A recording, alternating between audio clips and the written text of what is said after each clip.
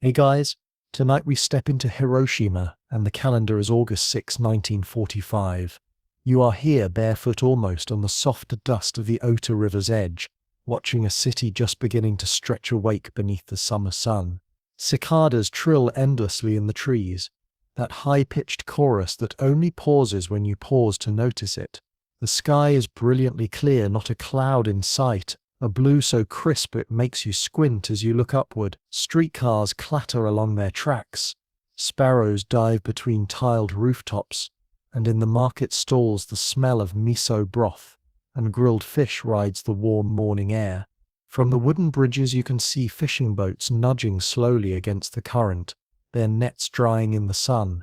Hiroshima is alive, ordinary, unsuspecting, and yet, within hours, it will become a synonym for catastrophe. You probably won't survive this. But before we dive in, hit that subscribe and join us as we walk quietly through this turning point in history. Tap the bell if you want more calm dives into the past. And hey, before the world outside fades into smoke, leave a comment telling us where you're listening from and what time it is there right now. I'm curious, is it dawn where you are, or midnight like here in Hiroshima?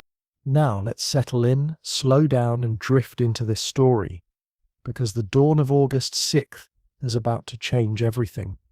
The city itself sits in a delta, stitched together by 7 rivers, the Ota branching and weaving around low islets before pushing into the inland sea. Bridges, more than 80 of them, connect neighborhoods to one another like threads in a loom. By the summer of 1945, Hiroshima is a city of roughly 350,000 residents, though many of them are not permanent. Families from Tokyo, Osaka, and Yokohama, fearful of American bombing raids, have sent children to stay with relatives here. Hiroshima, unlike Tokyo or Nagoya, has not yet been reduced to ash. Wooden homes still stand, tram lines still run, shrines still keep their gates open. You trudge past the castle, a moated wooden fortress rebuilt in the 16th century, and still looming as the city's proud landmark. Nearby, military offices and supply depots hum with routine work. Hiroshima has become a staging hub for soldiers, with its broad avenues designed by old planners to move troops quickly. That's part of why the Americans circled it in red ink on their maps. But for the people walking these streets at 7:30 a.m., the war is background noise.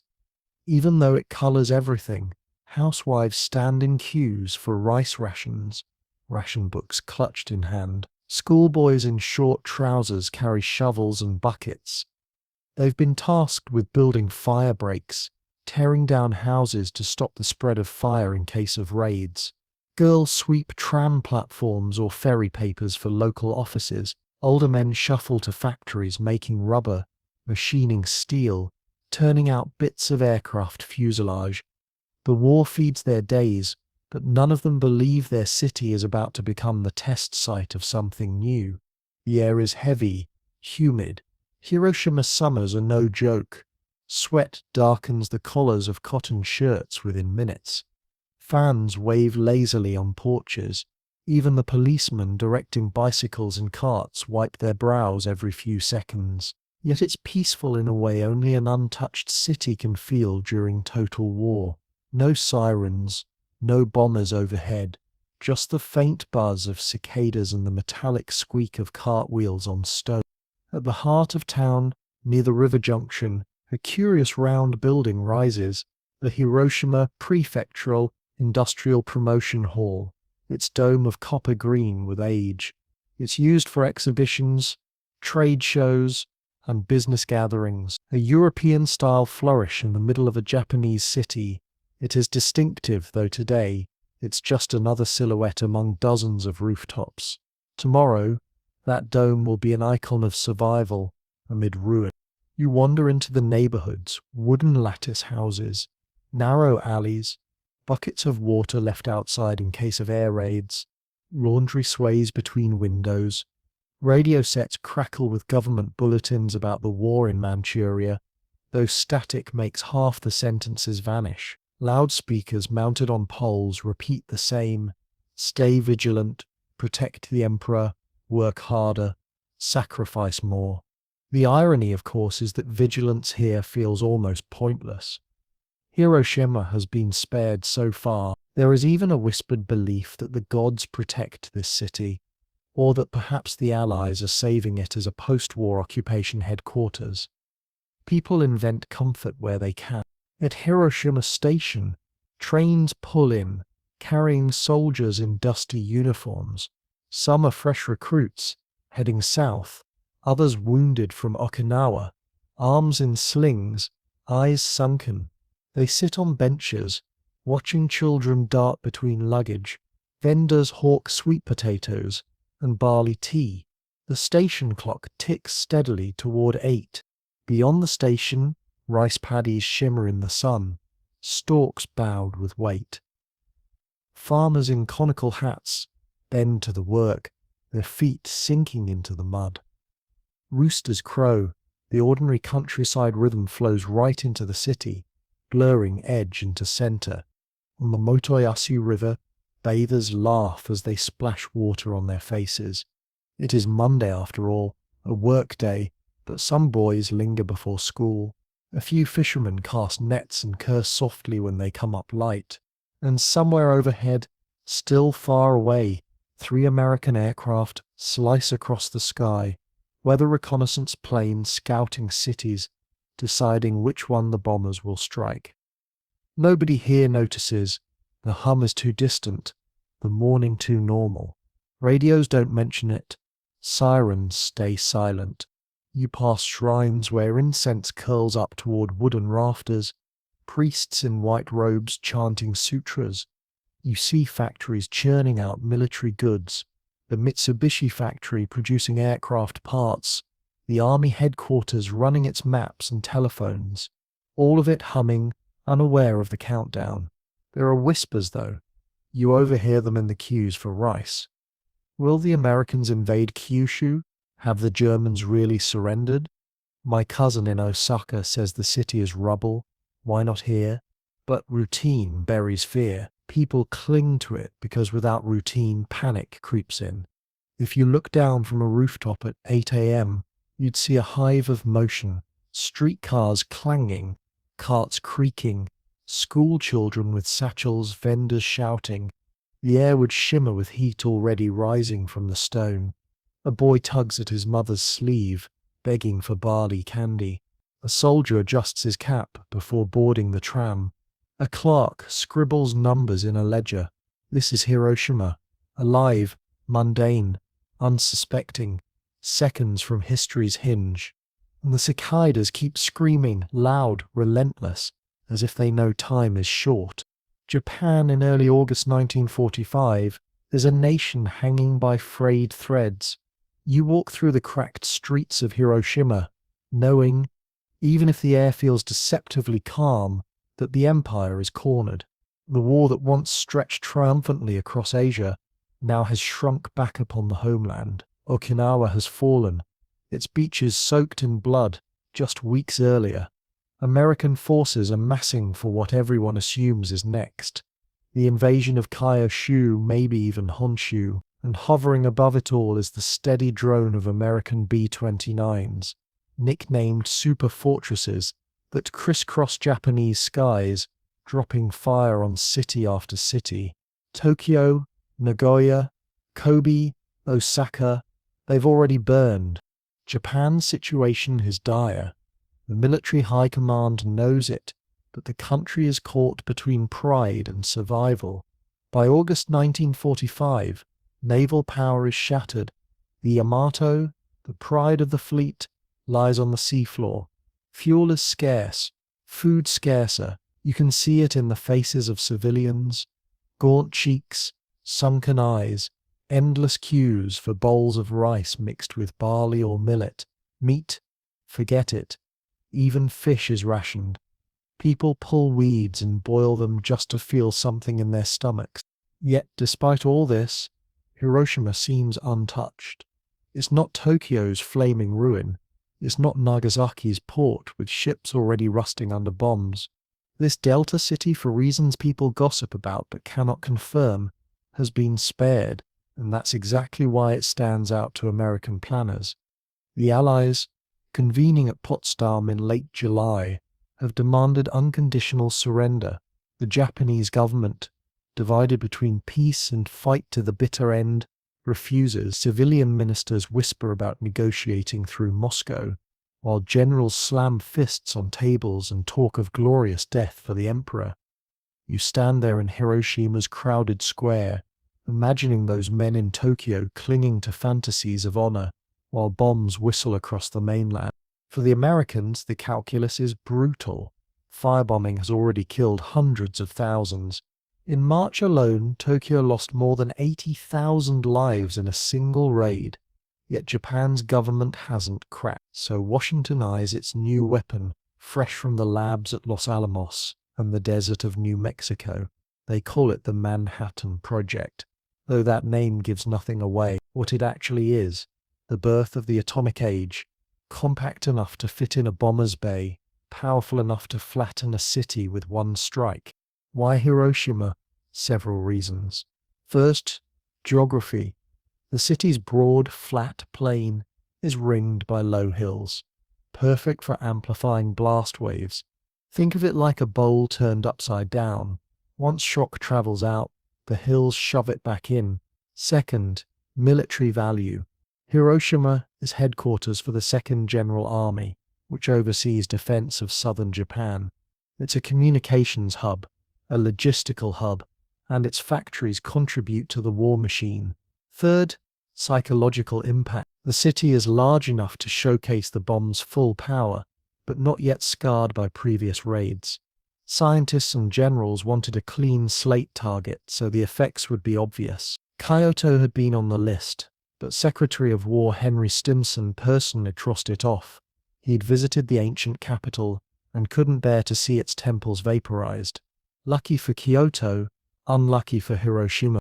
If you stand in a ration line that morning, you might hear men muttering about recent B-29 flights.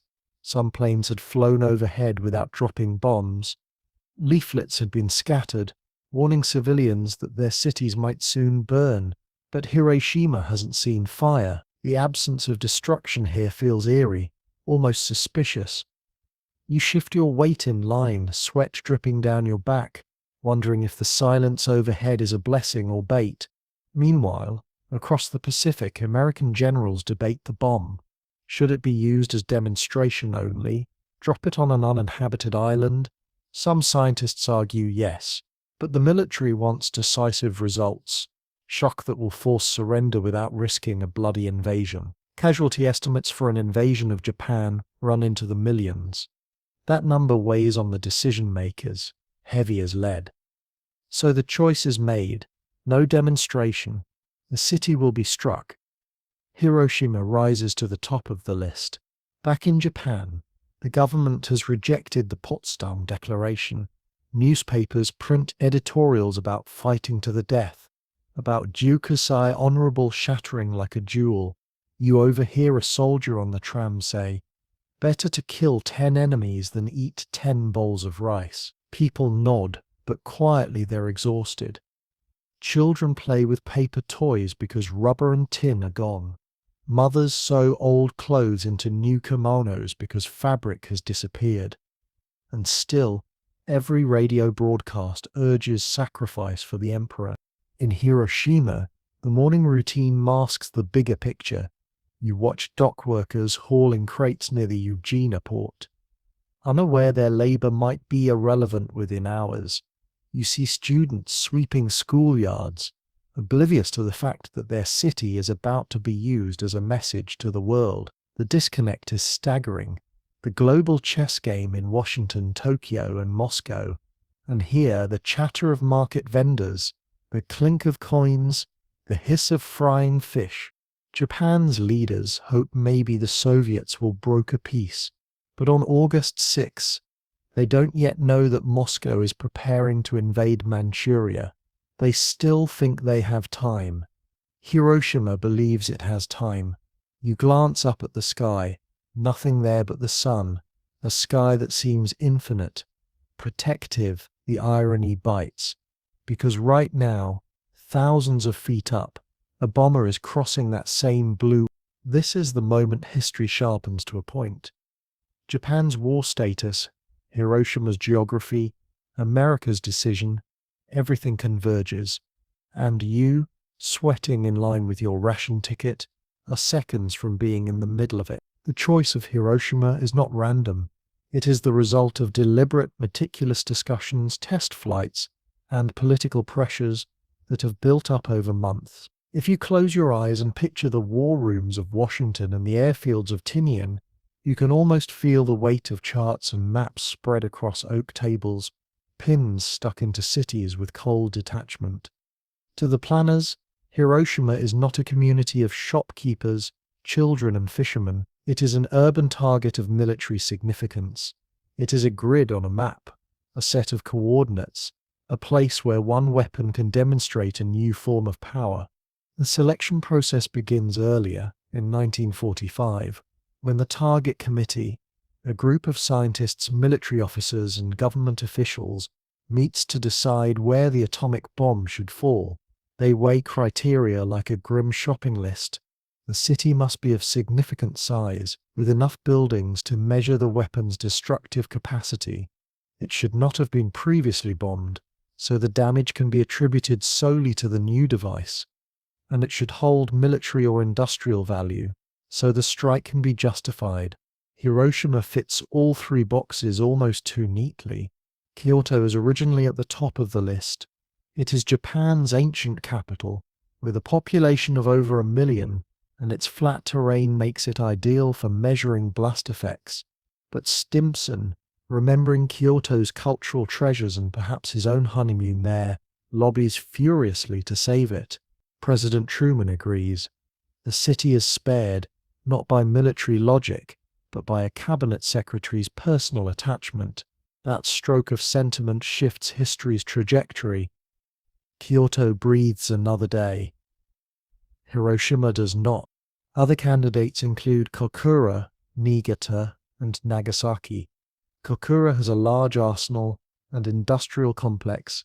Niigata is a port city with oil refineries. Nagasaki is a shipbuilding hub. Yet Hiroshima holds a peculiar balance, a city large enough to demonstrate annihilation, small enough to be obliterated, and importantly, untouched by earlier firebombing. Its very survival up to August 1945 paints it as a clean slate, a perfect laboratory for the bomb's debut. At the same time, the military recognizes Hiroshima's strategic weight. The city houses the headquarters of the 2nd General Army, responsible for defending southern Japan. Soldiers are trained here.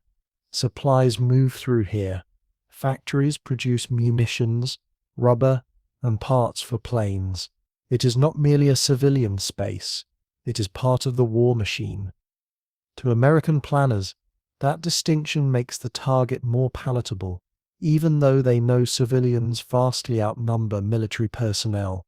You imagine the scientists at Los Alamos, men like Robert Oppenheimer, Enrico Fermi, and others, debating in sterile rooms about physics and probabilities. To them, Hiroshima is data. What yield will the uranium bomb produce? How far will the shockwave travel in a bowl-shaped city? How many structures of wood and tile will collapse? They sketch it all in equations, but the real experiment requires a living city.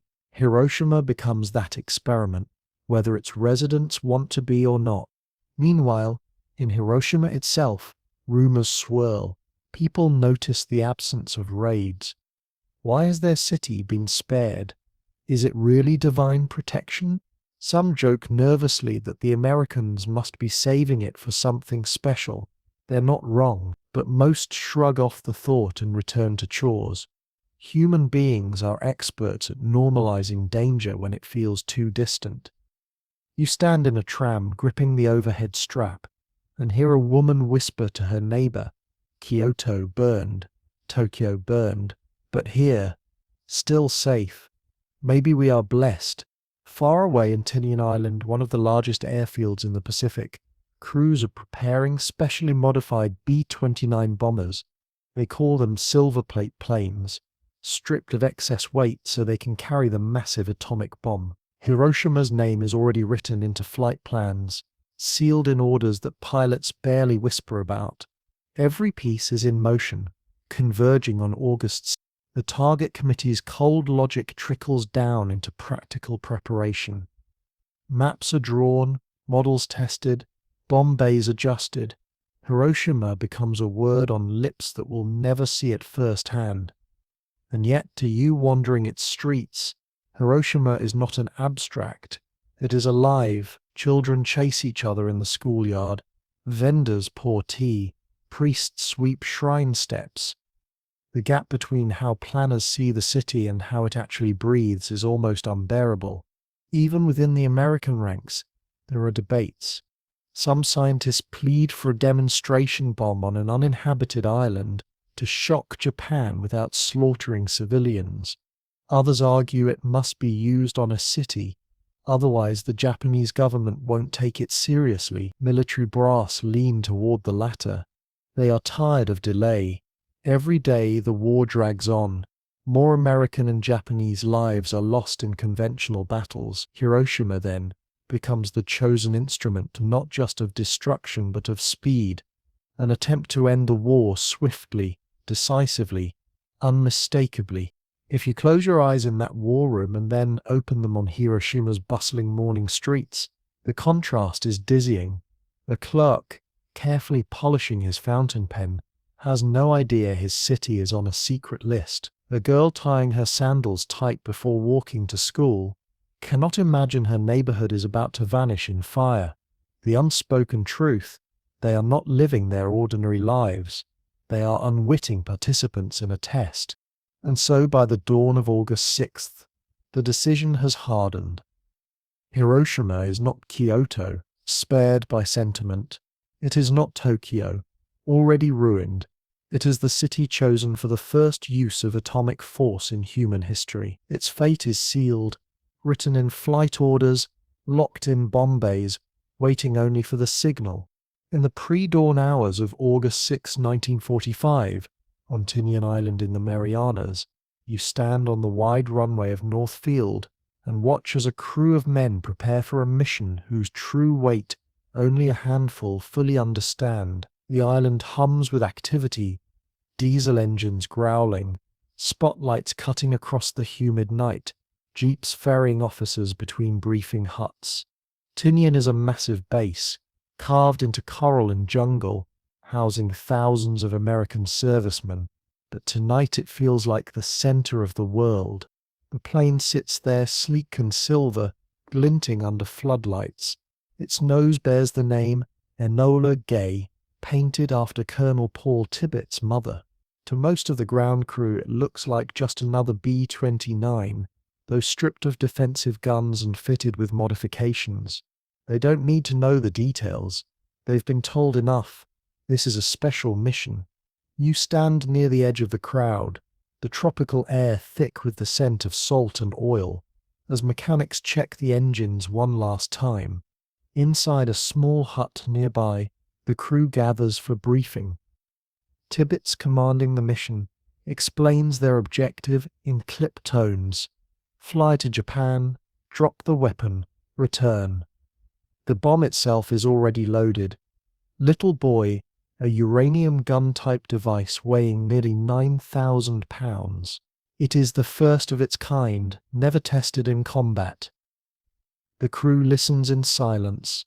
Some nod, some furrow brows.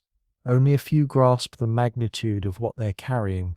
Bombardier Thomas Farabee knows his role. Sight and release. Navigator Theodore Dutch van Kirk must guide them precisely. Tail gunner Bob Caron will keep his eyes peeled for enemy fighters. Each man clings to routine. It steadies the nerves. Just before 2:45 a.m., the engines roar to life. You feel the ground tremble beneath your boots as 4 Wright Cyclone engines cough, then settle into thunder.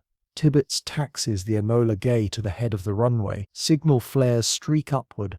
casting harsh light on the sweating faces of men watching. The bomber lurches forward, gathering speed, heavy under its load. For a moment it looks as if the wheels will never leave the ground, but then with a groan and a lift, it rises into the black Pacific sky. The mission has begun. Behind the Enola Gay, two other planes lift off. Great artiste, carrying instruments, and necessary evil, a camera ship to document the strike. Together they form a grim triangle in the night, bound for a target most of Japan still believes untouchable. The crew settles into their long journey. Hours of monotonous flying stretch ahead, engines droning steadily. The sky is clear, the moon faint. Some men sip coffee from thermos cups. Others smoke. In the dim light of the cabin, shadows flicker across focused faces. Tibbets runs over calculations in his head, steady as a metronome. Van Kirk charts their position, pencil scratching on maps. Karen peers into darkness, though few expect Japanese interceptors at this hour.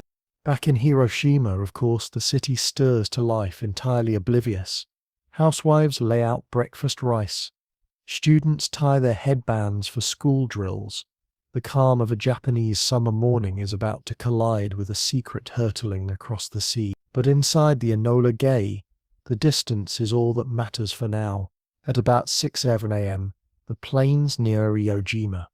Weather reports are crucial. Reconnaissance aircraft have already flown ahead to scout the skies above Japanese cities. Cloud cover over Kokura? Too thick.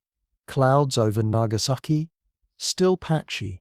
But Hiroshima is clear, an open sky, perfect for aiming. The target is confirmed. You lean in closer as Navy Captain William Parsons, aboard the Enola Gay, begins final preparations with his assistant, Second Lieutenant Morris Jepson. The bomb had been loaded unarmed for safety. Now Parsons must insert the powder charge in flight. The cabin grows tense. This is delicate work. 9,000 pounds of uranium components waiting to be awakened.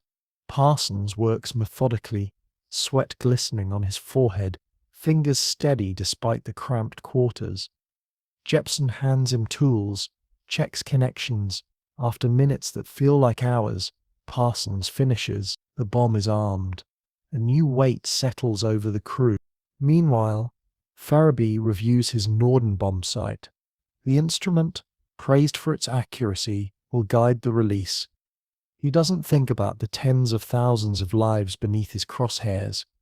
He thinks about calibration, about wind speed, about altitude. For him, it's a problem of angles. The men talk quietly, avoiding the subject at the heart of it all. They joke about baseball. They pass chewing gum. Curran pulls out his camera. He wants to capture the blast if he can. Tibbets keeps his eyes fixed ahead, his mind balancing leadership and detachment. He knows what's about to happen. He knows, too, that history will remember his name alongside this flight. By 7:30 a.m., the coast of Japan comes into view. The landmass emerges from haze, green hills and winding rivers cutting into the Pacific. The crew adjusts positions, tightening harnesses. The three planes spread into formation. Hiroshima is only minutes away. Back in the city, bells toll faintly from temples. A tram clangs across the Asia Bridge, shaped like a T and easily visible from the air. School children gather with tools for demolition work. It is just another summer morning, but from the Enola Gay's altitude, Hiroshima looks like a perfect target. A fan-shaped city, laid open, river lines converging, bridges clear as guideposts. Farabee leans into his bomb sight, the T-shaped bridge coming into focus. Tibbets gives the order. The mission has reached its moment. At 8:15 a.m., the bomb bay doors yawn open. Air rushes in, whistling past metal ribs. Little boy, massive and lethal, hangs for a breathless instant. Then, release. The bomb drops silently into the blue, a dark cylinder, tumbling toward a city that still hums with life. The crew watches it fall, a mere speck now. They bank the plane hard, turning to escape the blast they know is coming. Seconds stretch, hearts pound. The countdown ticks invisibly, but inexorably. Hiroshima is about to become something it never imagined, ground zero of the atomic age. The device now plummets silently toward the city, but to understand what Hiroshima is about to face, you need to know what exactly that weapon is. Little Boy, the codename chosen for this first uranium-based bomb, is both deceptively simple and horrifyingly complex. From the outside, it looks like a dull olive-green cylinder, more like a piece of machinery than a revolution in destruction. 9,000 pounds of metal casing, wires and uranium, built to do something the world has never seen. You picture it in cross-section. At its core are two subcritical masses of uranium-235, the rare isotope painstakingly separated at Oak Ridge, Tennessee, in enormous electromagnetic plants that ate electricity by the ton. The Manhattan Project poured billions into refining this single element, extracting enough for just one working bomb by summer 19. The idea is chillingly straightforward. Slam one piece of uranium into another with high-speed force, and you achieve a critical mass, unleashing a chain reaction that splits atoms faster than the eye can blink. Energy bursts forth not as a trickle but as an avalanche. Little Boy is a gun-type design. When triggered, conventional explosives fire one uranium projectile down a barrel into another uranium target. The collision achieves the density required for sustained fission. In that instant, neutrons ricochet wildly, splitting atoms, each fission event releasing more neutrons to split yet more atoms. The cascade multiplies exponentially until almost all of the uranium that can fission has done so. The reaction lasts less than a microsecond, but in that blink, it releases energy equivalent to about 15,000 tons of TNT. That yield number 15 kilotons is easy to toss around, but try picturing it. Imagine a warehouse stacked floor to ceiling with 15,000 tons of explosives, all detonated at once. Now compress that into a sphere of fire a mile wide, unleashed over a city center. That is what Little Boy carries inside its dull casing. Scientists at Los Alamos argued endlessly about probabilities. Would the bomb fizzle? Would it fail to reach critical mass? Unlike the plutonium implosion bomb tested in the New Mexico desert, Little Boy had never been tested. There wasn't enough uranium to waste on an experiment. They built it, they calculated it, and now they simply trusted it would work on Hiroshima. You sit in the Enola Gay's cabin, heart tight, knowing this is not just a bomb, it's a gamble with physics. Why uranium, not plutonium? Uranium was simpler to assemble into a bomb, though harder to enrich. Plutonium required a complex implosion method, tested at Trinity weeks earlier, but for this first strike, the Americans chose the design with the least chance of failure. Hiroshima would be the proof of concept. And then there's the question of why Hiroshima, beyond the city's geography and military value. Hiroshima's very innocence, its lack of prior destruction makes it an ideal measuring stick. Scientists want to record blast effects, measure shock waves, document radiation, a clean canvas. For them, Hiroshima is not a home to hundreds of thousands, it's an experiment waiting to happen. That cold perspective contrasts brutally with what you see on the ground. Children tugging at sleeves for candy, clerks tallying figures, trams squealing on rails. The bomb is about to redraw their lives in fire, whether or not they ever heard the word uranium. The bomb's components were assembled in pieces, ferried secretly across oceans. The uranium itself traveled by convoy, guarded like treasure. Its casing was shipped separately. Only on Tinian did the parts come together under the eyes of Parsons and his crew. Technicians slid heavy sections into place, bolting them into the bomb bay. They treated it as if it were fragile china, though everyone knew it was the opposite. An object too dangerous to mishandle. Now it falls, whistling toward the Aoi Bridge. where Ferebee's bomb sight has aligned its crosshairs. The bridge's distinct T-shape makes it the perfect aiming point. Below, residents cross it casually, schoolboys in uniform, soldiers with satchels, merchants with carts. None of them look up. The bomb is small against the sky, silent to their ears. A flock of pigeons scatters as if they sense what humans do not. Inside the Enola Gay, Parsons glances at the clock. 43 seconds. That's how long it will take from release to detonation. 43 seconds for the bomb to fall through clear morning air, arm itself automatically, and strike the altitude where its barometric fuses will trigger. The crew hold their breath. Some press faces to windows, trying to glimpse the fall. Others turn away, not wanting to see. What they do not yet know is how the world will change in those seconds. For tens of thousands in Hiroshima, the idea of atomic energy is unheard of. For them, war means planes, firebombs, hunger. They cannot imagine that at this very moment a device containing the power of stars is descending toward their city. The mechanics of fission are clinical. The reality about to unfold is not. When Little Boy detonates, temperatures at the center will reach several million degrees Celsius, hotter than the surface of the sun. The blast wave will travel faster than sound, flattening wooden houses for miles. Thermal radiation will ignite clothing, hair, and skin instantly. And beyond all that lies an invisible killer, radiation poisoning blood and bone marrow, sowing sickness that will linger long after the fires burn out. The irony is sharp.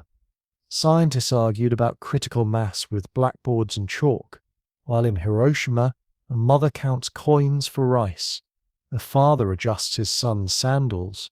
One world calculates, the other lives. Both will collide in seconds. The bomb continues its fall, slicing through the humid morning air, physics primed, history waiting. Hiroshima breathes its last normal moments. The Enola Gay hums steadily as it cuts through the Japanese sky, its aluminum skin gleaming against the morning sun. The Pacific now lies far behind. You sit in the cabin, the drone of 4 engines vibrating in your chest, as the crew keeps their eyes on dials and maps.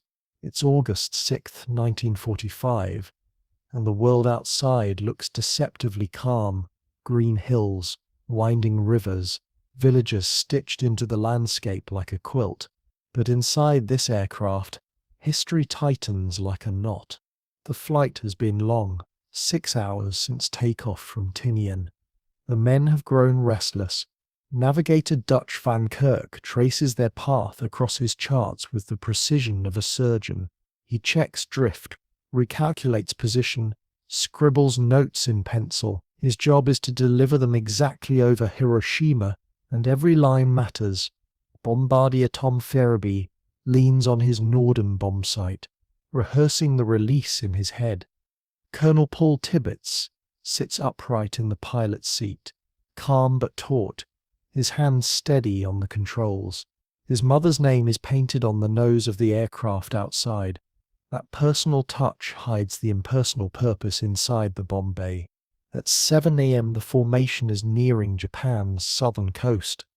Clouds hover over some target cities, but the crew's radio confirms what they need. Hiroshima is clear.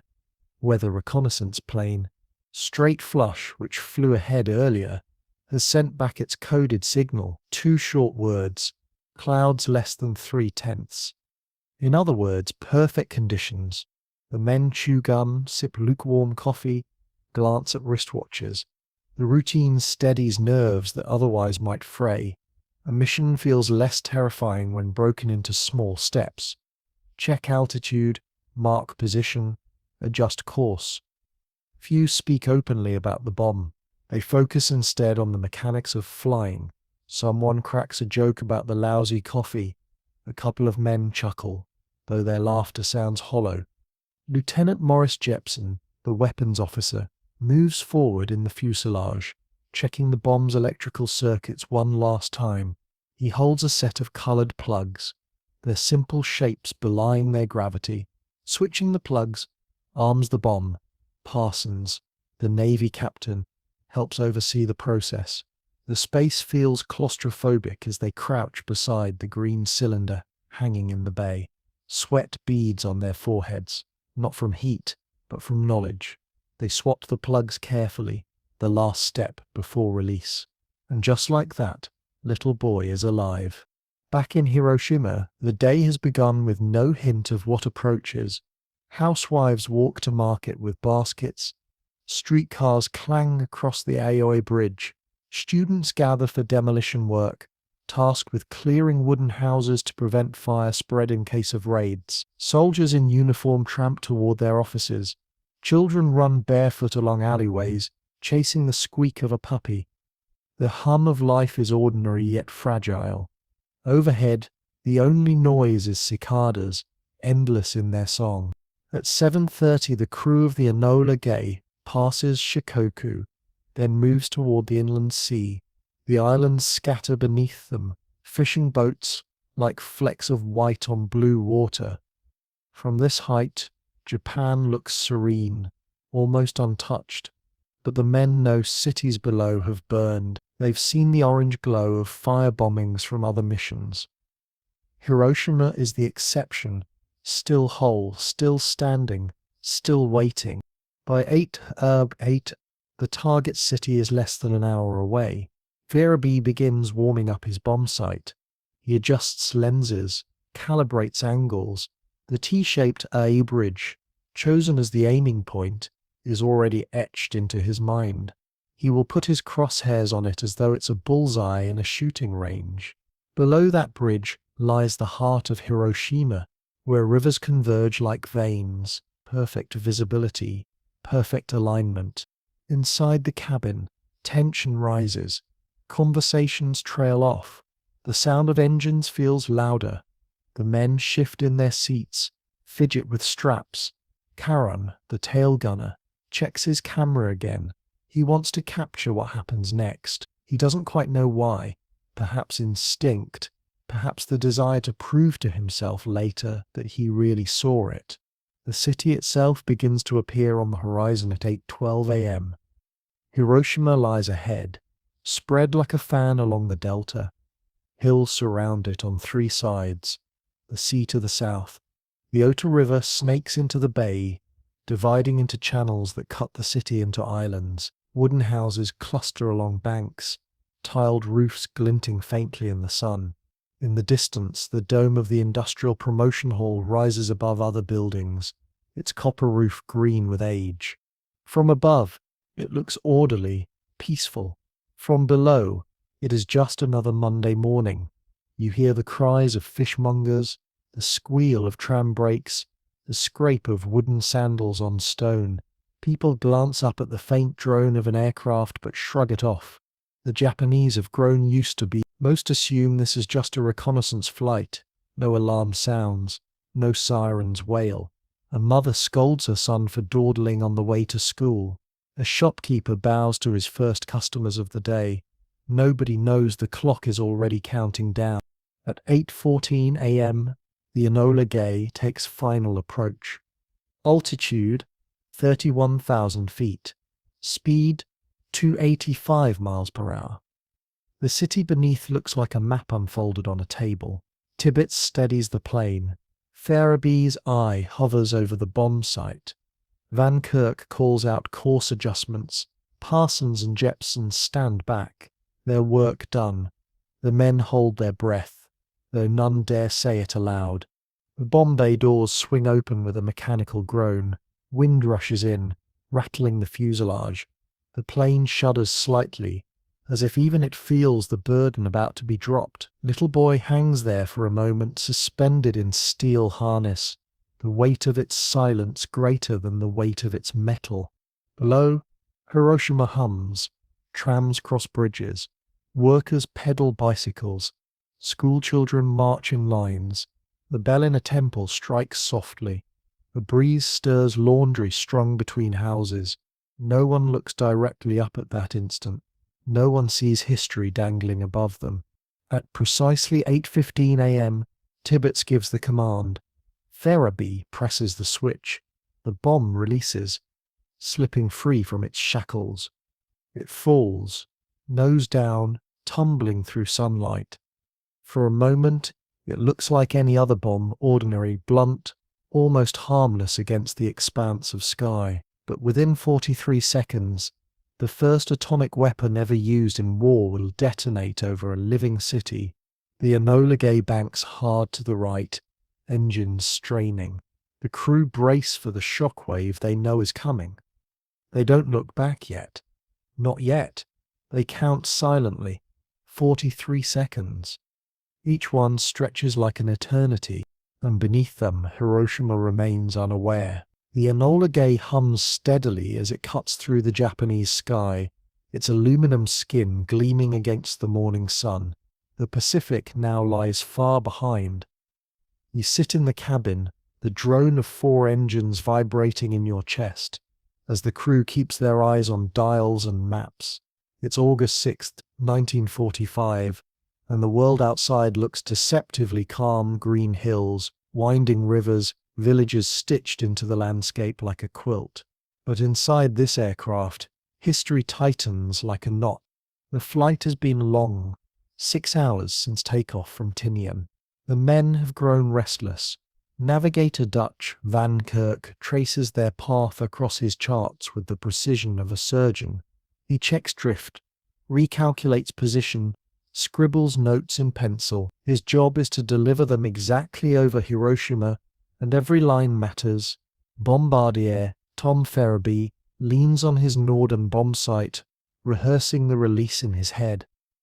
Colonel Paul Tibbets sits upright in the pilot's seat, calm but taut, his hand steady on the controls. His mother's name is painted on the nose of the aircraft outside. That personal touch hides the impersonal purpose inside the bomb bay. At 7 a.m., the formation is nearing Japan's southern coast. Clouds hover over some target cities, but the crew's radio confirms what they need. Hiroshima is clear. Weather reconnaissance plane Straight Flush, which flew ahead earlier, has sent back its coded signal, 2 short words: clouds less than 3/10. In other words, perfect conditions. The men chew gum, sip lukewarm coffee, glance at wristwatches. The routine steadies nerves that otherwise might fray. A mission feels less terrifying when broken into small steps. Check altitude, mark position, adjust course. Few speak openly about the bomb. They focus instead on the mechanics of flying. Someone cracks a joke about the lousy coffee. A couple of men chuckle, though their laughter sounds hollow. Lieutenant Morris Jepson, the weapons officer, moves forward in the fuselage, checking the bomb's electrical circuits one last time. He holds a set of colored plugs, their simple shapes belying their gravity. Switching the plugs arms the bomb. Parsons, the Navy captain, helps oversee the process. The space feels claustrophobic as they crouch beside the green cylinder hanging in the bay. Sweat beads on their foreheads, not from heat, but from knowledge. They swap the plugs carefully, the last step before release. And just like that, little boy is alive. Back in Hiroshima, the day has begun with no hint of what approaches. Housewives walk to market with baskets. Streetcars clang across the Io Bridge. Students gather for demolition work, tasked with clearing wooden houses to prevent fire spread in case of raids. Soldiers in uniform tramp toward their offices.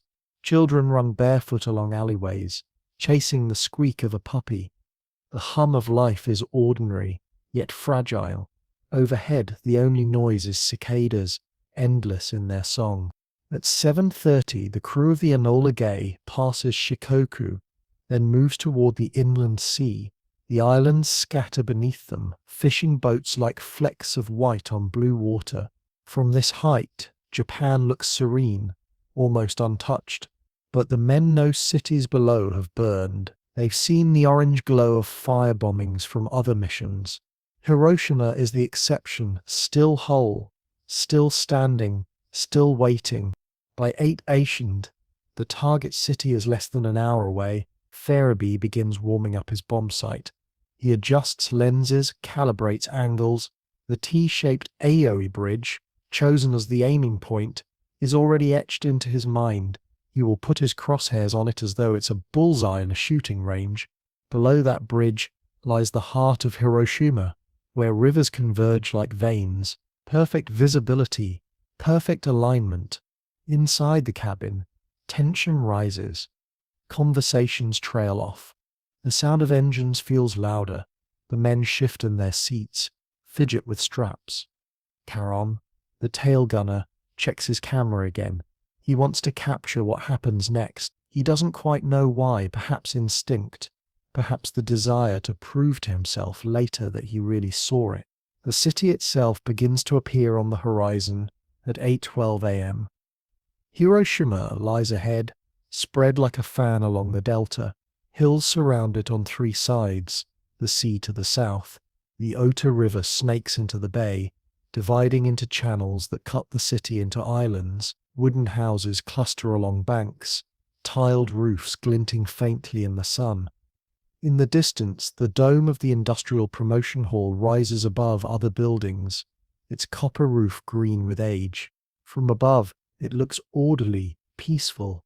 From below, it is just another Monday morning. You hear the cries of fishmongers, the squeal of tram brakes, the scrape of wooden sandals on stone. People glance up at the faint drone of an aircraft but shrug it off. The Japanese have grown used to being told. Most assume this is just a reconnaissance flight. No alarm sounds, no sirens wail. A mother scolds her son for dawdling on the way to school. A shopkeeper bows to his first customers of the day. Nobody knows the clock is already counting down. At 8:14 a.m., the Enola Gay takes final approach. Altitude, 31,000 feet. Speed, 285 miles per hour. The city beneath looks like a map unfolded on a table. Tibbets steadies the plane. Febby's eye hovers over the bomb site.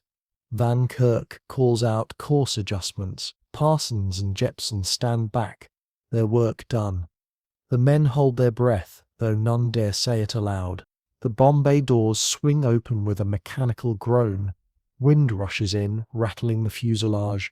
The plane shudders slightly, as if even it feels the burden about to be dropped. Little boy hangs there for a moment, suspended in steel harness. The weight of its silence greater than the weight of its metal. Below, Hiroshima hums. Trams cross bridges. Workers pedal bicycles. Schoolchildren march in lines. The bell in a temple strikes softly. A breeze stirs laundry strung between houses. No one looks directly up at that instant. No one sees history dangling above them. At precisely 8:15 a.m., Tibbets gives the command. Farabee presses the switch. The bomb releases, slipping free from its shackles.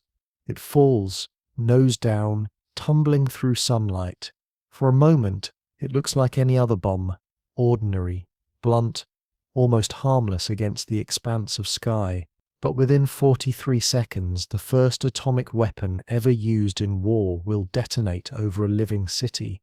The Enola Gay banks hard to the right, engines straining. The crew brace for the shockwave they know is coming. They don't look back yet. Not yet. They count silently. 43 seconds. Each one stretches like an eternity, and beneath them Hiroshima remains unaware. You stand on the streets of Hiroshima that morning, and everything feels completely ordinary. That's what makes it so haunting. There is no sense of doom, no cosmic shiver warning you that in a few moments the very air will ignite. Instead, the city breathes its summer rhythm, unaware of the weapon falling silently through the blue above. At 8:00 a.m., sunlight glints off the tiled roofs as housewives sweep their front steps. The cicadas are in full voice, their high-pitched drone filling every narrow alleyway. In the market, vendors lay out trays of vegetables, eggplants, cucumbers, sweet potatoes. A fishmonger slaps his chopping block with a dull thud, scales flashing in the light as he works his knife. Rice is rationed, but life has a way of continuing through shortages. Families barter, complain, laugh. On the Aoi Bridge, a tram rattles across its steel tracks, the conductor ringing his bell sharply as schoolchildren clamber aboard. Their voices mix with the clang of wheels and the squeak of sandals. Across town, groups of students gather in open lots, shovels and buckets in hand. These are demolition squads, organized to clear houses and create fire breaks against future raids. Today's work is just another assignment, tedious but expected.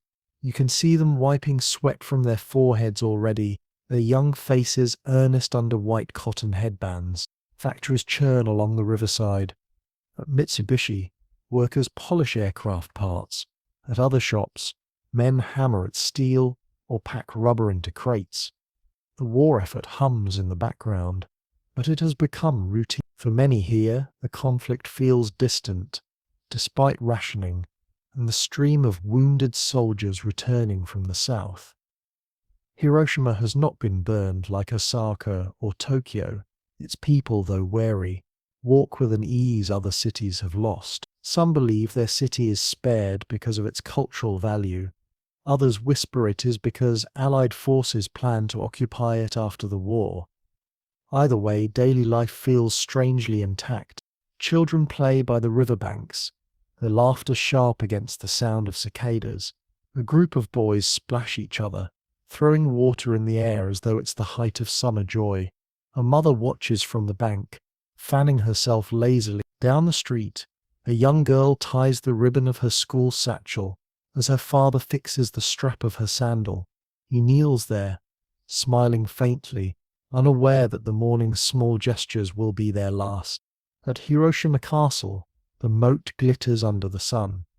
Soldiers drill on the grounds, their boots thudding in rhythm, rifles slung across shoulders. Officers bark commands.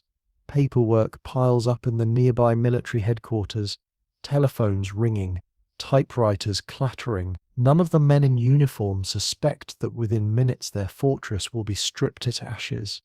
Inside homes, incense burns in family altars, smoke curling toward wooden rafters. Women bow their heads, whispering prayers to ancestors.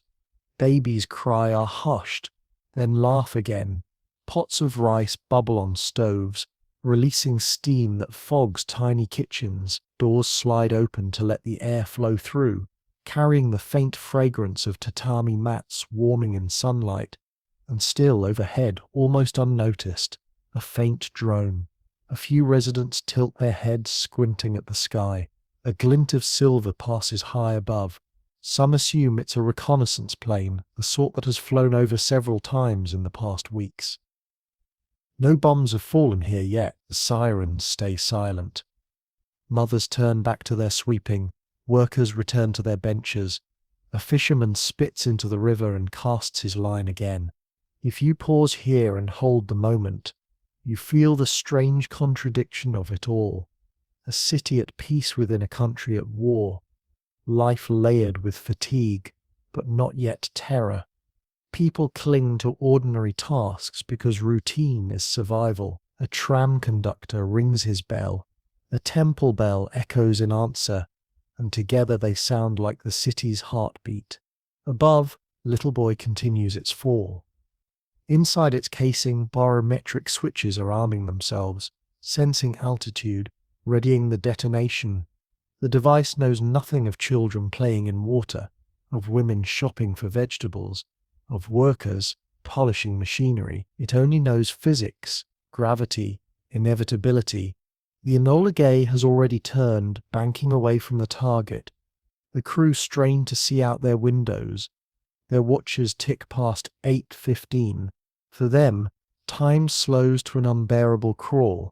For Hiroshima, time is running out, though the people below keep walking, eating, talking, utterly unaware. On the riverbank, the boys splash each other again, their laughter echoing. In the market, a woman scolds her son for trying to steal a sweet. In the tram, a clerk adjusts his glasses and opens a ledger. On the Aoi Bridge, sandals slap rhythmically against wooden planks. These are the last normal moments. At precisely 8:15 a.m., as the tram rattles across the Avery Bridge and children laugh along the riverbanks, the bomb falling through the sky reaches the altitude programmed into its fuses. The device senses the change in pressure, its circuits complete, and the charge fires. In less than a heartbeat, Little Boy detonates 1,900 feet above the city center. There is no warning, just a sudden burst of light so fierce it outshines the sun. For those on the ground, it is as if the heavens themselves have split open. The flash is white, then yellow, then searing blue.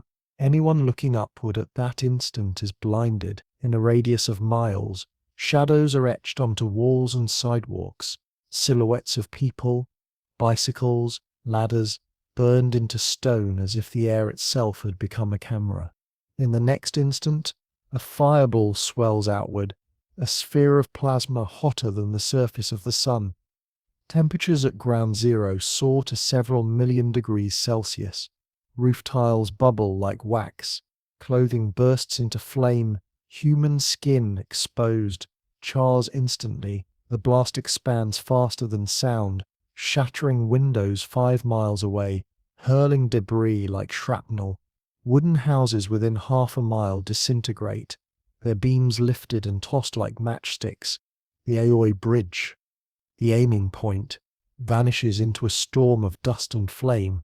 The prefectural industrial promotion hall, with its copper dome, crumbles under the wave, though its skeleton frame improbably remains standing. Tramcars are overturned, their metal twisted. Stone walls buckle, streets ripple under the pressure as if struck by a giant's hand. On the riverbanks, the boys who had been splashing in the water are engulfed in light and heat. Their laughter cuts off in an instant. In the marketplace, the fishmonger's stall erupts in flame. Fish and scales vaporized in the same breath as the man behind the counter. Housewives carrying baskets are hurled into walls by the shockwave, their belongings scattered like leaves. For a few seconds there is only blinding whiteness. People stagger, confused, unable to comprehend what has happened. Then comes the roar, the boom of detonation rolling outward, a sound so low it seems to tear the sky itself. Eardrums burst, buildings collapse in clouds of dust. Fire follows instantly, feeding on wooden frames, tatami mats, paper screens. Within minutes, the city is aflame in dozens of places. The Enola Gay, already banking away, rocks as the shockwave slams into it. The crew gasp at the sight behind them. The mushroom cloud, enormous and blooming, rises into the morning sky. At its base, Hiroshima is obscured by smoke, dust and flame. The men stare silently, even though they expected devastation. The reality is staggering. Tail gunner Bob Caron later recalls, "It looked like a peep into hell. Back on the ground, human senses collapse under the overload. Those close to the epicenter do not even have time to know they've died. Others stumble in stunned silence, clothes smoldering, skin peeling, eyes blinded. The blast has ripped tiles from roofs, hurled timbers through streets, shredded telephone poles. Fires leap from building to building, merging into a single firestorm. The air smells of charred wood, scorched fabric, and something sharper burning flesh. A man walking across a bridge feels his shadow frozen forever into the pavement. But when he turns, his body is already burned. A woman carrying her baby is thrown to the ground. When she regains her senses, her child is gone. Students working demolition duty vanish in a single flare, leaving only ghostly outlines on the walls they were dismantling. The Industrial Promotion Hall, later called the Atomic Bomb Dome, stands amid rubble, its dome a warped skeleton against the rising cloud. Around it, nothing recognizable remains. The mushroom cloud continues to rise, climbing 30,000 feet, then 40,000, pulling with it dust, ash and fragments of a city. From below, survivors see a towering pillar of fire capped with boiling white. Some think it is a new kind of gas attack. Others believe the world has ended. The sound still echoes, reverberating across hills and rivers, louder than any thunder, deeper than any earthquake. Time fractures. In less than a minute, Hiroshima has been transformed from a living city into a wasteland of flame and ruin. Yet the horror has only begun. The detonation itself is only the beginning. In the first seconds, Hiroshima is swallowed by shock and flame, but in the minutes that follow, the sheer scale of destruction becomes tangible. You stand, disoriented, in the middle of it. The fireball has passed, the light no longer blinds, but the world around you is unrecognizable. The blast wave rips outward with a force so immense it flattens nearly everything within a mile radius. Houses built of wood and paper collapse instantly, as if kicked by an invisible giant. Roof beams snap, walls buckle, and entire blocks vanish into dust. People caught in the open are hurled across streets, their bodies striking walls and trees with bone-breaking force. Bridges buckle, tram cars are flipped on their sides. The shock continues outward, windows shattering miles away, glass slicing into faces, arms, legs. Fires ignite everywhere at once. Tatami mats, paper screens, futons, wooden doors, all burst into flame under the thermal pulse. The air itself seems to shimmer, hotter than any forge. A woman clutching a bucket of water watches in horror as the wooden eaves of her house ignite without a spark, bursting into flame simply from the heat. Curtains flare, hair catches fire, bare skin blisters in an instant. Children run, screaming, their clothes in flames. At the very center, near the hypocenter, there is only silence. Buildings, trees, people, everything has been vaporized. Stone steps remain where temples once stood, but statues crumble. Roof tiles lie fused into molten clumps. Shadows are burned into walls. The outline of a ladder, the profile of a man at his desk, the crisp silhouette of a woman pulling a cart. These habakusha shadows are all that remain of those caught in the bomb's white flash. A mile out, the devastation is grotesque but not instant. Survivors stagger from ruins, their faces blackened, skin hanging from arms in strips, eyes swollen shut, lips burned away. They stumble through smoke-choked streets, calling for water. Some are silent, their voices gone, their throats scorched. The streets are filled with moans, the shuffle of bare feet, the crash of collapsing timbers. The Ota River, once a gentle ribbon through the city, fills with people throwing themselves into the water. Burns sear their skin, flames lick their clothes, and the river offers the only escape. Men, women, children, hundreds plunge into its current, clutching driftwood, clinging to one another. The surface ripples with bodies. The smell of burning mixes with the sharp tang of river water. Those inside stronger buildings suffer in a different way. The blast has trapped them under collapsed beams, choking dust, and rising flames. Some cry for help. Others beat their fists weakly against rubble, but rescuers are almost non-existent. Everyone is wounded. Everyone is lost. Fires spread too quickly. In minutes, whole districts are engulfed. The city center, a single roaring blaze. From the air, the crew of the Enola Gay watches a column of smoke billowing into the sky, the top blooming outward like a monstrous tree. At its roots, Hiroshima disappears under a rolling cloud of dust and flame. They know the bomb has worked. They do not know the scale of human agony beneath. Back on the ground, sense is real. The blast has deafened many, so the firestorm is eerily silent to them. Only the sight of mouths opening in screams giving away the sound. For those who can hear, the noise is a chaos of crackling fire, collapsing buildings, the wail of the injured. The air grows thick, unbreathable, as smoke pours through streets and alleys. Oxygen itself seems to vanish, sucked upward by the rising column. Animals scatter madly. Dogs howl. Horses bolt, birds fall dead from the sky, fish in the river float lifeless as shock waves rupture their bodies. Nature itself seems stunned, and still the destruction rolls outward. At distances where houses remain standing, roofs are caved in, walls split. People lie in rubble-strewn yards, stunned, bleeding, unable to move. Some clutch family members, some clutch nothing. The city that had begun the day in ordinary routine is gone. In its place lies a ruin, flames leaping skyward, black smoke climbing higher than mountains, the sun obscured in darkness. The blast has not just broken buildings, it has torn time itself. Within 60 seconds, Hiroshima has crossed a line no other city has ever crossed. It has become the first victim of atomic war, and for those still alive amid the wreckage, minutes ahead will bring a torment that words can barely contain. In the minutes after the blast, those who survive find themselves stumbling through a landscape that seems torn from nightmare.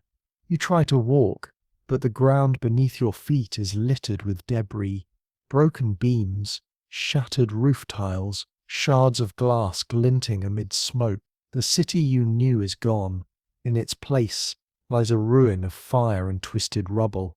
Close to the hypocenter, people have simply vanished, reduced to ash or vapor in the first flare of heat. But farther out, thousands stagger in shock. Skin has peeled from arms and faces, hanging in ribbons. Clothes are burned away, leaving naked bodies covered in soot and blood. Many move silently, their voices scorched away by the searing air. Others moan in low tones, their cries carrying across streets already filled with smoke. Children stumble, their small hands outstretched, eyes wide, unable to understand why their world is suddenly aflame. Mothers clutch them tightly, pressing burned lips to their hair. Some carry infants limp in their arms, unaware that the children no longer breathe. Along the Ota River, survivors plunge into the water to soothe their burns. They cluster at the banks, faces blistered, clothes still smoking. Some sink beneath the surface, too weak to keep afloat. Others cling to floating planks, calling faintly for help. The river, once a lifeline, becomes a grave as bodies drift downstream. The city itself is unrecognizable. Where neighborhoods once bustled, there is now only a flat plain of fire and rubble. Stone walls stand, but wooden houses are gone. Electric poles lie across streets, wires sparking, water pipes have burst, flooding alleys, yet the fires rage on, too many to quench. Eyewitnesses later describe the silence as the most haunting thing of all. Not silence in the sense of peace, but silence broken only by low moans, crackling flames, the creak of collapsing roofs. Hiroshima, a city of hundreds of thousands, has lost its voice. One student working on demolition duty that morning recalls wandering through the haze, calling for his classmates. None answer. Another survivor remembers seeing a woman running, her kimono ablaze, before she fell headlong into the street. A soldier describes stumbling from the barracks to find every building around him flattened, his comrades crushed beneath beams, their arms reaching up from the rubble. The blast has left grotesque marks. Shadows of people are imprinted on stone steps, where they stood at the instant of the flash. Their bodies block the light, leaving outlines burned into granite. A ladder, leaning against a wall, has left its silhouette. The eerie remains stand amid destruction, proof that someone was there a moment ago, now erased. And then comes the thirst. Survivors cry out for water, their throats scorched, lips cracked. They stumble toward wells, but many are clogged with debris. Children collapse beside dry buckets. Soldiers crawl to the river, their hands trembling as they scoop handfuls to their mouths. Some die with water still spilling between their fingers. Not all injuries are visible. Radiation, though unknown to them, has already begun its invisible work. Those who appear unscathed now feel sudden weakness. dizziness, nausea. Within hours, many will collapse without understanding why. Everywhere you look, the scale overwhelms. Tens of thousands injured in less than a minute. Families torn apart, children lost in smoke. Homes, schools, shrines, offices, all leveled. A city reduced to fragments. The mushroom cloud rises higher still, a monstrous pillar above the delta. From nearby towns, villagers watch in horror. They cannot tell what has happened, only that Hiroshima has disappeared beneath smoke and fire. Some fear a volcano has erupted. Others believe the Americans have unleashed a weapon beyond imagination. In the heart of the ruin you walk slowly, every step crunching on ash and debris. The sun is still shining above, but through smoke it glows red, distorted. The heat presses on your skin, even minutes after the blast. Around you, people wander like shadows themselves, blackened figures moving aimlessly, some with arms held stiffly out, skin hanging from their fingertips. They make no sound except a low moan, over and over, like a chant of suffering. It is only minutes after 8:15, yet Hiroshima is already unrecognizable. In less than the time it takes to boil tea, the city has been transformed into a furnace, and its people into ghosts. The fires, kindled in 100 places at once, now grow into a storm. You stand amid the wreckage and feel the heat, rising not just from one blaze, but from an entire city burning together. The blast has torn down walls, toppled wooden beams, and scattered embers across every district. Within minutes, flames leap from house to house, igniting tatami mats, futons, screens, paper doors. Small plumes of fire merge into larger ones until entire blocks glow like kilns. The air begins to shift. At first it is a breeze, then a steady pull, then a gale. The heat from the city creates its own wind, sucking oxygen into the inferno. Survivors feel the strange rush of air tugging at their clothes, dragging smoke and sparks toward the center. This is no ordinary fire. It is a firestorm, a phenomenon where the blaze feeds itself by creating its own weather. Temperatures soar above 1000 degrees Celsius. The sound is a roar, deeper than thunder, relentless, consuming. People trapped in ruins scream for help, but their voices fade under the crackle of collapsing roofs. Some manage to crawl free, only to find streets already engulfed. A mother holds her burned child and runs, but the fire races faster. They are swallowed in smoke before they can reach the river. Along the riversides, the press of survivors grows. Men, women, children crowd the banks, many already badly burned. They stumble into the water, desperate for relief. The current fills with bodies living and dead mingled together, so clutch planks or roof beams, their heads barely above the surface. Others sink too weak to fight the pull. The smell of charred flesh mixes with the stink of smoke and wet ash. Bridges become death traps. Crowds surge across, fleeing one blaze only to meet another. Flames leap up from both banks, forcing people to huddle at the center. Some leap into the water below, breaking bones on the stones, but preferring the river to the fire above. The II Bridge, once the target, is now a searing hot ribbon of metal surrounded by walls of flame. In the industrial district, factories burn furiously. Oil and chemicals ignite, sending black pillars of smoke into the mushroom cloud already towering overhead. Explosions rattle the ruins as fuel stores and munitions cook off. The ground shakes with each secondary blast. Those still alive move like ghosts, blackened skin, hair gone, eyes wide and empty.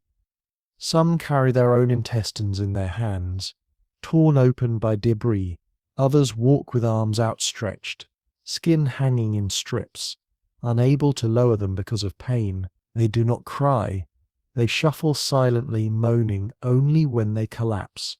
Hospitals that remain standing are overwhelmed instantly. Doctors and nurses themselves are burned, blinded, wounded. Instruments are buried under rubble. Medicine is gone. They treat with rags, with bare hands, with whatever they can find. Patients lie in hallways, courtyards, streets, anywhere a patch of ground exists. Blood and soot cover every inch. A nurse pours water into a man's mouth, only to watch him die before swallowing. Temples and shrines that survived the blast become makeshift shelters. Survivors gather in their courtyards, praying aloud, chanting sutras, weeping for families they cannot find. Priests walk among them, faces grim, robes smeared with ash. They offer bowls of water, words of comfort, but their voices tremble too. The firestorm grows stronger. Winds now howl, sucking oxygen so fiercely that people gasp for breath even outside the flames. Smoke chokes lungs, eyes burn, ash falls like black snow, coating hair, skin, clothes. Survivors wipe it away only for more to settle. The day, once bright, dims to twilight under the pall of smoke. From hills outside the city, villagers watch in stunned silence. Hiroshima is no longer visible, only a pillar of smoke and fire rising into the sky. They do not yet know what weapon has done this, only that an entire city has vanished in less than an hour. Some murmur prayers, others tremble in fear that their town will be next. And still, inside Hiroshima, the suffering deepens. The rivers overflow with desperate bodies. The streets crackle with fire. Buildings continue to collapse, crushing those who tried to shelter. The wind feeds the blaze until the city itself seems alive, a creature of flame devouring everything in reach. It is only minutes after the detonation, yet Hiroshima has become uninhabitable. Those who have survived the blast now fight the fire. Those who escape the fire now fight thirst and wounds. And those who linger will soon face another enemy, one no one can yet see. Radiation. Amid the burning ruins, voices begin to emerge, memories that will later become testimony. Survivors, known as hibakusha, recall their first impressions, their thoughts, their desperate actions as Hiroshima turned to ash around them. These words will one day carry the weight of the city's story, because buildings crumble and bodies perish. But memory, when spoken, resists oblivion. One schoolgirl remembers the light. It was so bright I thought the sun had fallen on me. My arms were red, my skin peeling, and I held them out because it hurt too much to touch my sides. I walked through the streets and saw people with faces unrecognizable, with eyes swollen shut. Everyone was asking for water. Her words, decades later, still carry the shock of that morning, the confusion of a child who cannot understand why her world has become fire.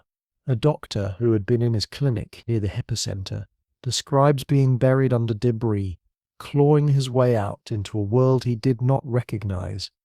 The street was full of people, but they were silent. They walked with their arms stretched forward, skin hanging. I called to one man I knew, but he only looked at me. His lips burned away and collapsed. His recollections blur science and sorrow. He treated patients all day with nothing but rags and bare hands, watching most slip away. Others recall the silence that followed the initial roar. A tram conductor, thrown to the ground by the blast, remembers standing up to find his passengers gone, the tram crushed and burning. I could not hear for a long time. The world was smoke. When I touched my face, blood poured from my ears. On the rivers, survivors remember the crush of bodies. One man describes swimming through a tide of people too burned to move, clinging to one another as they floated downstream. I swam past hundreds. Some still moved, others did not. The river was the only place we could go, but it became full of the dead. Even those far from the epicenter described terror. A woman 3 miles away recalls the blast throwing her to the floor of her kitchen. When she rose, the roof was gone, and the sky glowed orange. She ran outside and saw Hiroshima enveloped in smoke. It was like the city had been swallowed by a volcano. I could not find my husband or my children. I only ran.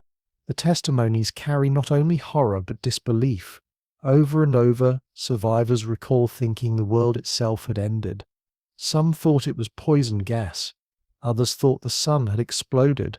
No one imagined it was a single weapon, dropped by a single plane, that had done this. And yet, amid the chaos, human gestures persist. One survivor recalls a soldier tearing his uniform into strips to bandage a stranger's wounds. Another describes a mother shielding her burned child from the sun with her own scorched body. Priests carried bowls of water from temple wells, giving sips to anyone they could reach. These acts, small but defiant, flicker like lanterns in the darkness. Eyewitnesses also remember the eerie beauty of the mushroom cloud. From hills outside the city, villagers describe the towering column rising higher than mountains, glowing red and white at its base, billowing upward until it spread like an enormous tree. One said, "It was beautiful, and that made it worse." From inside the city the view was different.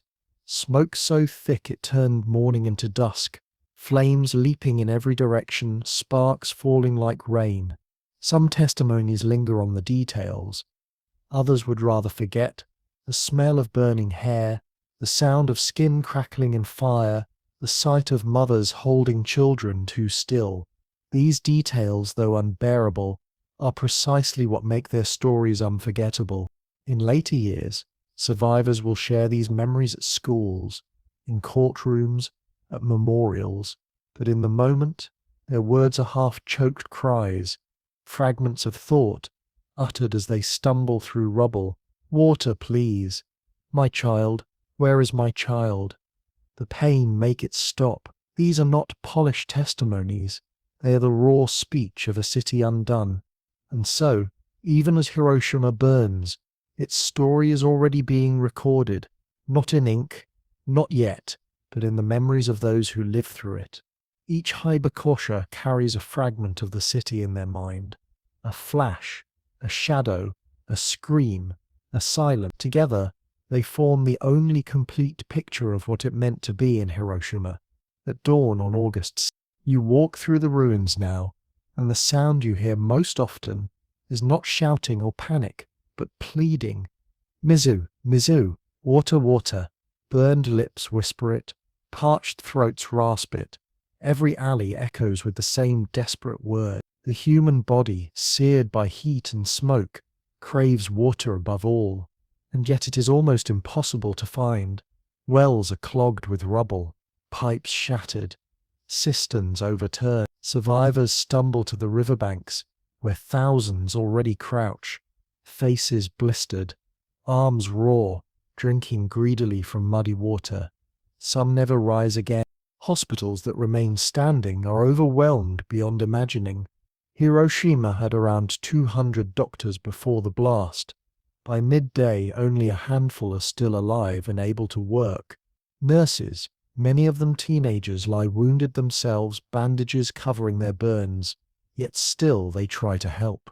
They rip cloth from their own uniforms to make dressings. They pour water over burns when there is nothing else to offer. They try to keep people alive with no medicines, no morphine, no supplies. At the Red Cross hospital, corridors overflow with the injured. People lie shoulder to shoulder on floors, staircases, even outside in the courtyard. Some are naked, their clothing burned away. Others are wrapped in sheets of soot-stained cloth. The air stinks of blood, burned flesh and smoke. Doctors move among them, dazed, choosing who might be saved and who must be left. A boy cries for his mother, but no one answers. A woman clutches her abdomen, intestines spilling into her lap, and asks faintly for water. She dies before anyone can respond.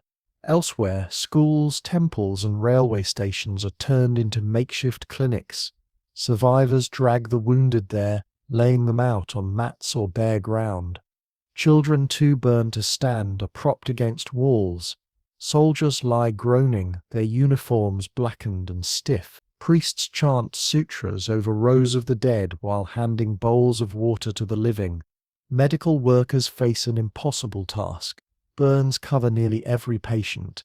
Skin hangs loose from arms, backs, legs. Wounds ooze with dirt and ash. Broken bones jut through flesh. Eyes are swollen shut. Many scream in pain, but many more lie strangely silent, too shocked even to moan.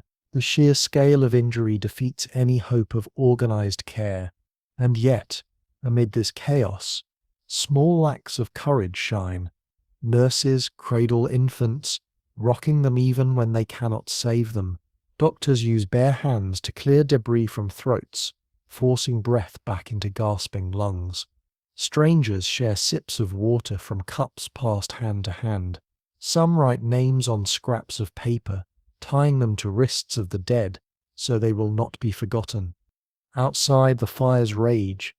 The heat is so intense that medical workers must fan patients constantly to keep sparks away. Ash falls in thick drifts, covering bodies in white-grey powder, making them look ghostly. The sun is hidden behind smoke, turning the sky to dusk even though it is still morning. And always the thirst grows. Patients beg for water until their voices fail.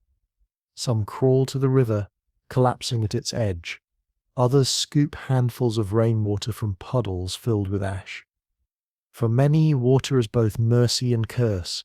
It soothes burns but also worsens shock. Yet no one can deny those pleading faces.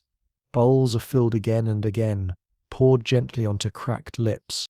The city's doctors begin to notice something strange. Some patients who appear uninjured suddenly grow weak, vomit, collapse. Their hair falls out in clumps. Their skin reddens with strange rashes. No one understands it yet, but the invisible poison of radiation is already working.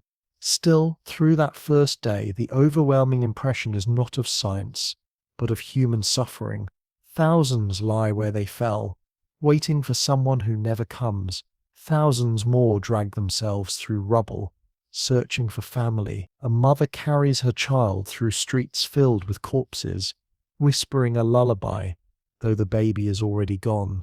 A soldier, his eyes burned blind, stumbles forward calling the names of comrades he cannot see. Everywhere you look, the same plea rises. Water, water. It is the one thing the city cannot give, and the one thing no one can stop asking for. Hiroshima has become a city of thirst, of wounds, of silence broken only by that desperate cry. As night begins to fall on Hiroshima, another layer of horror quietly spreads, invisible yet deadly. Survivors who endured the blast and the firestorm now find themselves struck by strange and baffling symptoms. They had thought themselves lucky to escape collapsing houses or searing flames, but an unseen force has followed them into the hours after. Radiation. Doctors and nurses do not know the word in 1945. To them, the sickness looks like something uncanny. Patients who appeared only lightly injured suddenly grow weak, vomiting violently, unable to keep down even a sip of water. Their skin, untouched by burns, develops deep red blotches. Bleeding begins from gums and noses. Small cuts that should be trivial refuse to stop seeping. Children collapse with fevers. Adults complain of dizziness, then cannot stand. Some survivors, unmarked by burns, fall to the ground in convulsions. No one can explain it. Medical staff, already overwhelmed, can do nothing except watch and record. They call it a mysterious fever, a plague, a punishment. Later it will have a name, acute radiation syndrome. But for now, it is simply another form of death stalking the ruins. Hair begins to fall out in clumps within days. Survivors wake to find pillows covered in strands.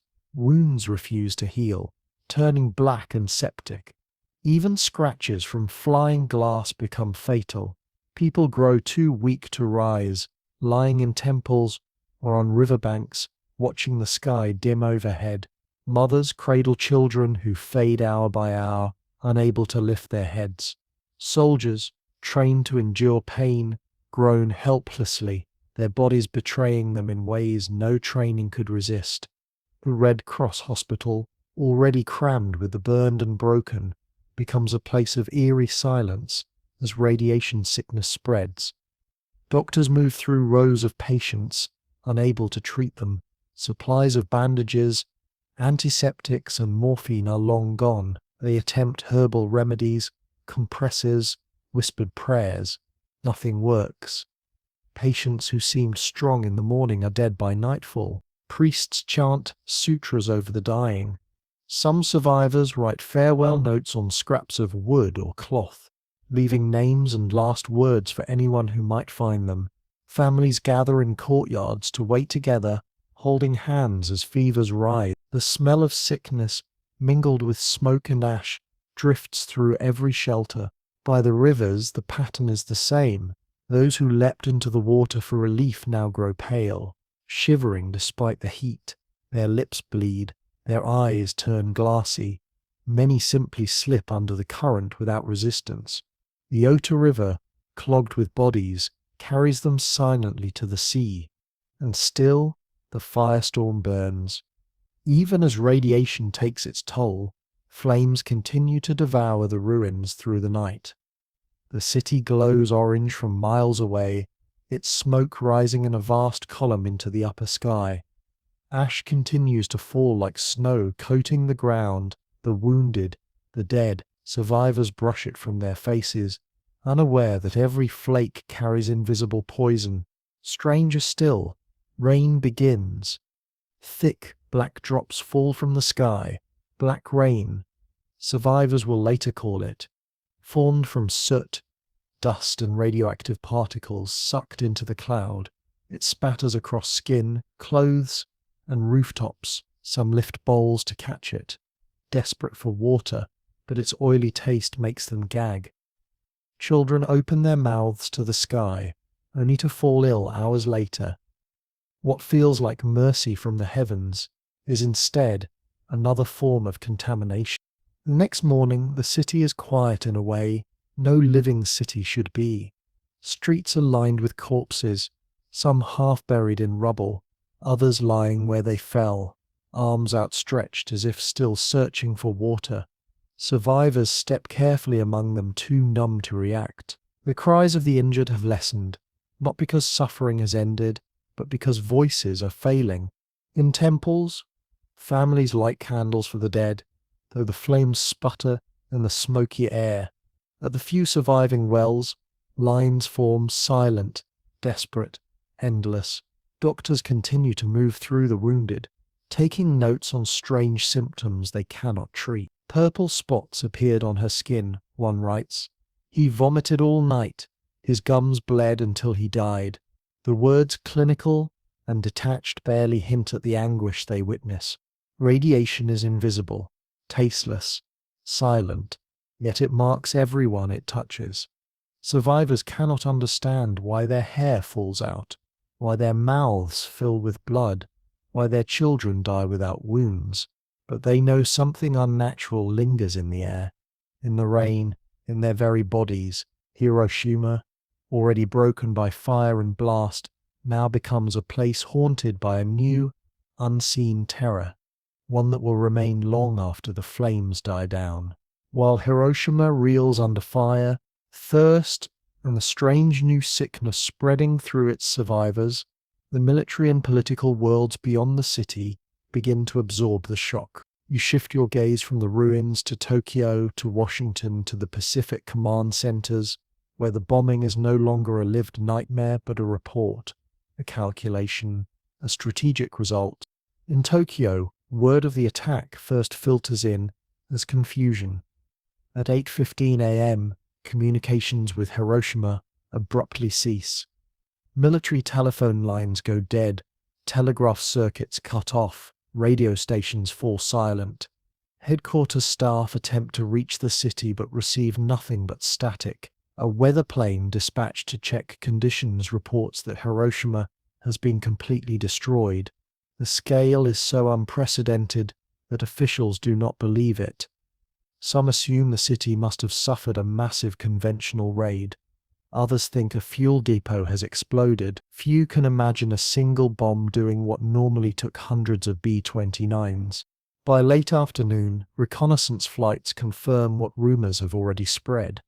Hiroshima has vanished under a cloud of smoke. Pilots describe entire districts flattened, the city center obliterated. Military leaders, still unwilling to accept defeat, scramble for explanations. Some mutter about a new type of bomb, but even they cannot grasp its magnitude. In Washington, however, there is no uncertainty. President Harry Truman, sailing home from the Potsdam Conference aboard the USS Augusta, receives a coded message at 11:30 a.m. local time. Hiroshima bombed. Results clear-cut, greater than anticipated. The note is brief, almost clinical, but the meaning is enormous. The atomic bomb has worked. Truman announces the strike publicly later that day, declaring that a harnessing of the basic power of the universe has been unleashed on Japan. His words are both boast and warning. This is not only the end of Hiroshima, but the beginning of a new world order. In military command posts across the Pacific, officers react with a mix of satisfaction and awe. General Karl Spaatz, who had authorized the mission, receives confirmation with relief. The gamble has succeeded. The weapon has proven itself. Admiral Nimitz and General MacArthur, commanders of naval and ground forces, calculate what this might mean for the looming invasion of Japan. If one bomb can erase a city, perhaps invasion will not be necessary. Perhaps millions of American and Japanese lives, once predicted casualties, can be spared. Yet even within the American leadership, unease stirs. Some scientists from the Manhattan Project had urged a demonstration strike on an uninhabited island. Others argued the bomb should only be used if Japan refused to surrender after warning. But those debates are over. Hiroshima is proof that the bomb is not hypothetical. It is a weapon of war, and it works. Internationally, shock ripples outward. In Moscow, Stalin listens calmly when told of Hiroshima, though he already knows more than he lets on. Soviet intelligence had infiltrated the Manhattan Project months earlier. For him, the bomb is less about Japan and more about balance of power. The arms race has begun before Hiroshima's fires are even extinguished. In London, Prime Minister Clement Attlee issues statements of support, noting that Britain had been a partner in the project. Yet behind the words lies unease. The scale of destruction suggests that warfare has entered a realm no treaty or tradition can restrain. In Tokyo, the political divide hardens. Some members of the Supreme War Council argue the bomb is proof Japan must surrender. Others insist one destroyed city is not enough to justify giving up the emperor's divine rule. They cling to hopes that the Soviet Union might mediate peace on favorable terms, unaware that Soviet tanks are already poised to invade Manchuria. For ordinary Japanese civilians outside Hiroshima, rumors spread faster than clarity. Survivors stumbling out of the city carry tales of a single bomb that flattened everything, of a flash that burned skin, of strange rain falling from the sky. People in nearby villages weep as they hear, wondering if their city will be next. Some refuse to believe it at all. How could one weapon do this? It seems beyond the laws of nature. Meanwhile, on the ground in Hiroshima, none of these debates matter. The political arguments, the global reactions, the strategic calculations, they are all abstractions compared to the cries of Mizu Mizu echoing across ruined streets. Survivors crawl to wells, not thinking of Truman or Stalin, but of thirst. Families dig through rubble with bare hands, not caring about surrender, but only about finding a missing child. The gap between decision-makers and the destroyed could not be wider. Yet by evening, the bombing has already begun to shift the course of the war. Japan stands at a crossroads. One path is surrender, the other is annihilation. The mushroom cloud over Hiroshima signals not just the destruction of one city, but a warning to all nations. The age of atomic warfare has arrived. The dawn after Hiroshima is quiet, almost unbearably so. Where once the city hummed with the clang of trams and the chatter of markets, there is now only the crackle of cooling embers and the faint, ragged cries of the injured. Smoke hangs heavy over the delta, blotting out the sunrise, so that morning looks like twilight. You walk through streets that are no longer streets but open scars of rubble, every direction filled with broken beams, blackened stones and bodies lying where they fell. The living move slowly, as if underwater. Survivors step over debris barefoot, their clothes shredded, skin blistered and peeling. Many wander without aim, calling faintly for family members who will never answer. Some gather at makeshift shelters, temples, schools, patches of ground, not yet consumed by fire, huddling together in silence. Others still kneel by the river, dipping cloths into the water to moisten burned lips. The city's shape has vanished. Landmarks are gone. The castle lies flattened, its timbers scattered like matchsticks. The industrial promotion hall, though skeletal, stands eerily alone amid a plain of ash. Bridges are twisted, streets erased. From the air, Hiroshima is a smudge of grey-black ruin, its fan-shaped delta turned into a single wound. By midday, outside help begins to trickle in. Soldiers from nearby towns march in, stunned by what they see. Medical teams arrive with few supplies, quickly overwhelmed. They bind wounds with rags, pour water into parched mouths, and carry the dying to shaded corners. Priests move among survivors, chanting sutras, offering comfort where medicine cannot. Farmers from surrounding villages bring rice balls and water, handing them out to children too weak to lift their heads. Acts of mercy, however small, stand against the desolation. Yet even with help, the scale is impossible. Tens of thousands are already dead. Tens of thousands more will die in the coming days from burns, infection, and the strange sickness that no one yet understands.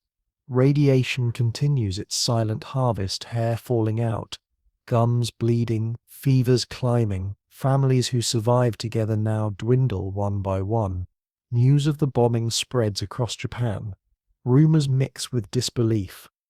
A single bomb destroyed an entire city. Some call it divine punishment. Others whisper about new American magic. In Tokyo, leaders argue again, surrender or resist. But for the people here in Hiroshima, the debate is irrelevant. Their city has already paid the price. You stand at the riverbank as evening comes. The sun a red disk through smoke. Bodies float gently downstream, their faces hidden by water. Survivors sit on the banks, watching too weak to move, their own skin glowing faintly in the firelight. The air is heavy with ash, with grief, with silence deeper than words. In time, Hiroshima will rebuild. In time, survivors will tell their stories, their voices trembling but unbroken. The city will become a symbol, not just of destruction, but of resilience, of memory, of warning. But here in August 1945, it is still only ruin. And now, as you listen, let the noise of fire and cries fade into a softer rhythm. Picture the smoke thinning, the sky clearing. Imagine the river, calm again, carrying away not only ash but the weight of the morning. Let the scene dissolve into quiet water, into wind moving gently through empty streets. Breathe slower. The footsteps of the wandering survivors grow faint. The roar of the blast, the heat of the flames, the desperate cries, all soften now, fading into whispers. Hiroshima, scarred, lies still under the sky. The world has changed, but night returns, wrapping the ruins in silence. Close your eyes here, at the edge of the river. Let the cicadas sing once more in your memory, not as warning, but as a lullaby. Their endless trill folds into the dark, steady, and calming. The fires cool, the voices hush. The city rests, and you too can rest now. Good night. Sweet dreams.